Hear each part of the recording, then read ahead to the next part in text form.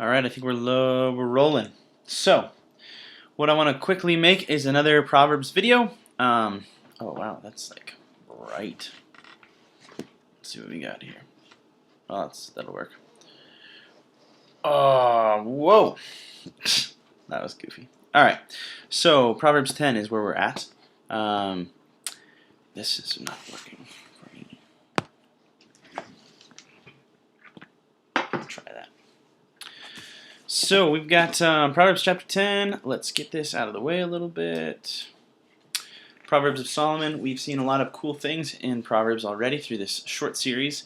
I've just been reading through the chapters and then making a few comments, or sometimes during the reading I'll make a couple of comments.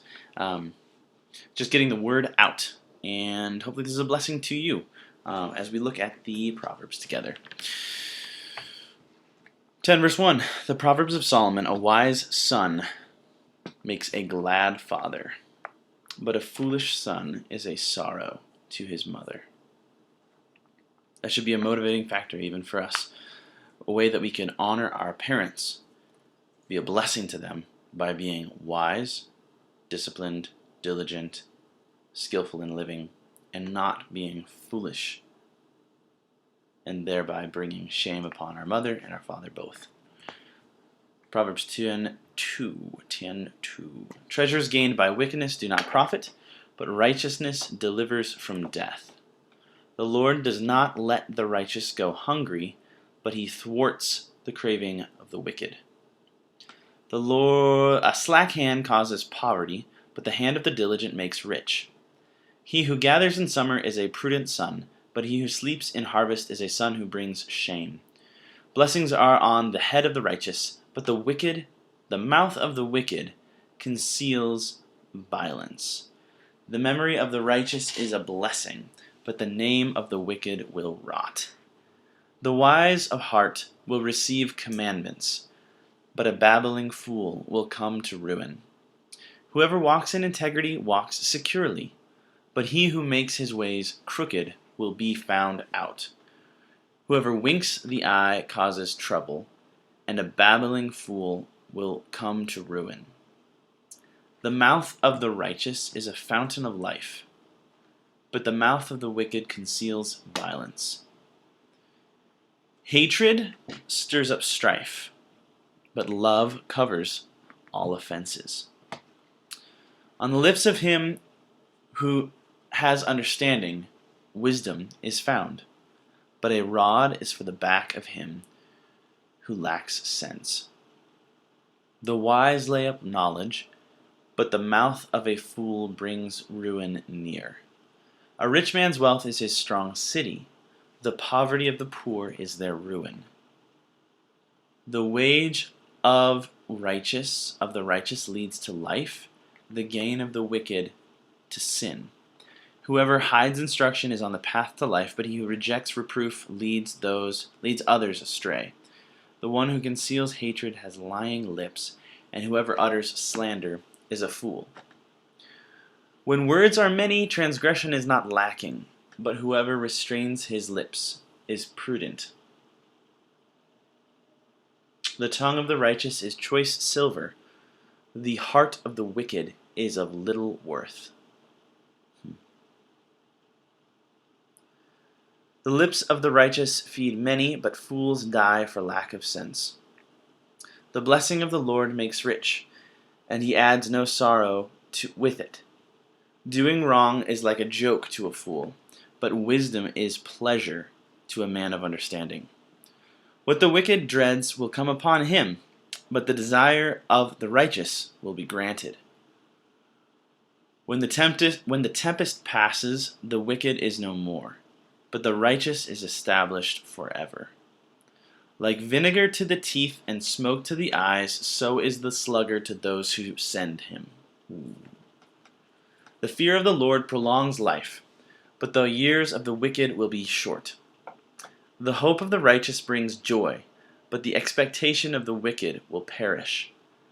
The way of the Lord is a stronghold to the blameless, but destruction to evildoers. The righteous will never be removed, but the wicked will not dwell in the land. The mouth of the righteous brings forth wisdom, but the perverse tongue will be cut off. The lips of the righteous know what is acceptable, but the mouth of the wicked what is perverse. Thus is the reading of Proverbs 10 completed. English Standard Version is what I'm reading from. And this is the first chapter, it seems, that we've come to where it is more truly the little snippets of proverb. But each verse is almost a standalone proverb. A lot of the texts beforehand, not all of them, but a lot of them have been in chunks, in portions as we move through. So this is the first bit where it seems more like there's the context is shrinking, where each is almost more of a standalone proverb. Although there still is context to consider. There is still tropes and themes that are playing out. Obviously, in this one, a lot of the theme was what happens to the wicked, what happens to the righteous, in regards to living and in the land, and in regards to their resilience, their staying power in the land. Will they stay on the land, or will they get destroyed? And then also there were some themes of value. Of course, that's going to be a theme throughout the whole deal. The value of wisdom, the value of diligence, the value of hard work, and then also themes of tongue. Like, what do you do with your tongue? There was some other things, of course, in there, but it was a little bit. It's a little bit more choppy than reading other texts of Scripture because they are oftentimes very independent statements. Highlighting some ones that stood out to me, though. Doing wrong is like a joke to a fool, but wisdom is pleasure to a man of understanding. That one, as well as some of the other ones.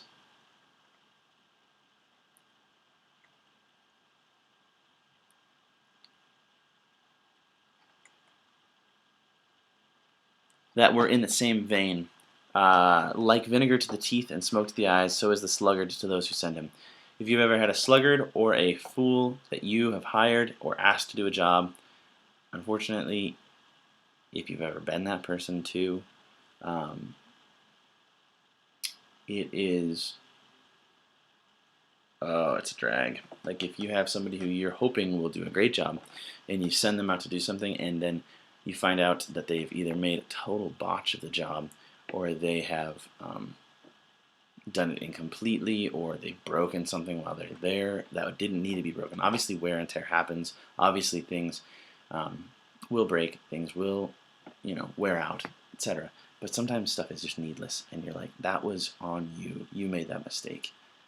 Or you send somebody out, and you know that you would do it in an hour, and you expect them to do it maybe in 2 hours, and it takes them all day. And you say,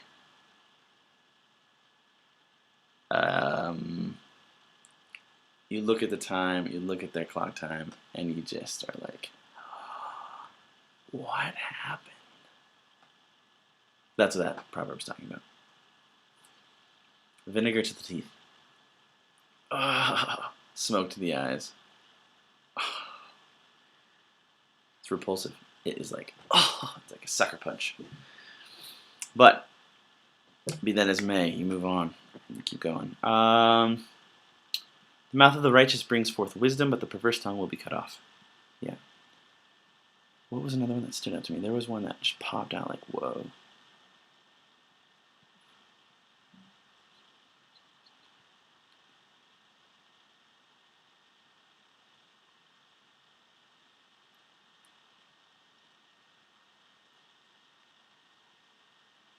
Yeah. Sorry. Themes. Hopefully there was some blessings in there for you just to kind of like be like, whoa, that is something intense. And I need to adjust my way of living in that regard, but also I need to watch out for that to encourage others in that. The lips of the righteous feed many fools die for lack of sense. One thing that popped into my mind as I was reading through was I'm reminded of, so my wife works at a restaurant here in town. She trains occasionally for the restaurant, trains new hires, and sometimes she will get the restaurant industry, of course, they oftentimes, especially in our town, cannot be very picky with who they hire. You just have to get people in, and you just have to train them. And some of the people that she has to train are well, we were just talking the other day just about how this one person who she hired is just not a good team member. She is sort of quintessential like bad employee, mean girl slash etc. And some guys are also just like, what the heck? Where did you like that sluggard passage? You know, it's just like, what in the world? So don't be that people. Don't be those people. Like be a contributing member of society. Oh yeah. We all need to work on that, of course, to continue to step up from where we're at, to continue that progress. Anyway, thank you so much for thank you so much for watching. Thank you so much for liking and subscribing and commenting and ringing that bell notification. I hope you have a wonderful day wherever you're at, and I hope you were blessed by Proverbs